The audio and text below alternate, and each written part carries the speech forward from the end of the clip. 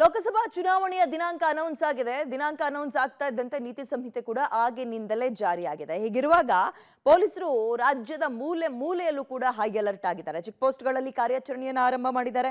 ಮಂಡ್ಯ, ಕೋಲಾರ, ದಾವಣಗೆರೆ ಸೇರಿದಂತೆ ಇನ್ನು ಹಲವು ಕಡೆ ದಾಖಲೆ ಇಲ್ಲದ ಲಕ್ಷ ಹಣವನ್ನ ಸೀಸ್ ಮಾಡಿದ್ದಾರೆ. ಮಂಡ್ಯ ಜಿಲ್ಲೆಯ ಮದ್ದೂರಿನ ನಿಡಘಟ್ಟ ಚೆಕ್ ಪೋಸ್ಟ್ನಲ್ಲಿ 99,20,00,000 ಹಣ ವಶಕ್ಕೆ ಪಡೆದಿದ್ದಾರೆ. ದಾವಣಗೆರೆ ಲೌಕಿಕೆರೆ ಚೆಕ್ ಪೋಸ್ಟ್ನಲ್ಲಿ ಇದೀಗ 3.89 ಲಕ್ಷ ಹಣವನ್ನ ಯಾವುದೇ ದಾಖಲೆ ಇಲ್ಲದೆ ಸಾಗಿಸ್ತಾ ಇದ್ರು, ಅದನ್ನು ವಶಕ್ಕೆ ಪಡೆದಿದ್ದಾರೆ. ಹುಬ್ಬಳ್ಳಿಯ ಸುಳ್ಳದ ರೋಡ್ ಕ್ರಾಸ್ ಚೆಕ್ ಪೋಸ್ಟ್ನಲ್ಲಿ ದಾಖಲೆ ಇಲ್ಲದ 3,82,000 ಹಣ ಒಂದು ಮೂವಲ್ಲಿತ್ತು, ಅದನ್ನು ಕೂಡ ದಾಖಲೆ ಒಂದು ವಶಕ್ಕೆ ಪಡೆದಿದ್ದಾರೆ. ಕೋಲಾರದಲ್ಲೂ ಕೂಡ ದಾಖಲೆ ಇಲ್ಲದ 1.90 ಲಕ್ಷ ರೂಪಾಯಿ ಹಾಗೂ ಒಂದು ಕಾರನ್ನು ಕೂಡ ವಶಕ್ಕೆ ಪಡೆದಿದ್ದಾರೆ ಪೊಲೀಸರು. ಮಹಾರಾಷ್ಟ್ರದಿಂದ ರಾಜ್ಯಕ್ಕೆ ದಾಖಲೆ ಇಲ್ಲದೆ ಸಾಗಿಸ್ತಾ ಇದ್ದ ಪ್ರತ್ಯೇಕ ಕರಡು ಪ್ರಕರಣದಲ್ಲಿ 4 ಲಕ್ಷ ರೂಪಾಯಿಯನ್ನು ಪೊಲೀಸರು ವಶಕ್ಕೆ ಪಡೆದಿದ್ದಾರೆ. ಬಾಗಲಕೋಟೆಯ ಕೂಡಲ ಸಂಗಮ ಕ್ರಾಸ್ನಲ್ಲಿ ಒಟ್ಟು 75,526 ರೂಪಾಯಿ ಮೌಲ್ಯದ ಮದ್ಯವನ್ನ ವಶಕ್ಕೆ ಪಡೆದಿದ್ದಾರೆ.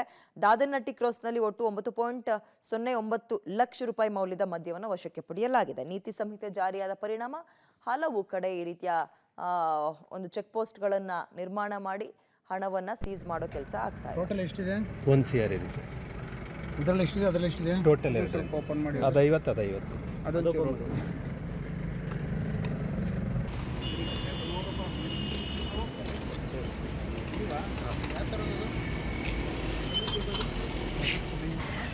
ಬೆಂಗಳೂರಿಂದ ಕಳಿಸ್ತೀವಿ. ಅದಕ್ಕೆ ನಾವು ಸೇಲ್ಸ್ ಮಾಡಿ ಪ್ರೊಡಕ್ಷನ್ ಮಾಡಿ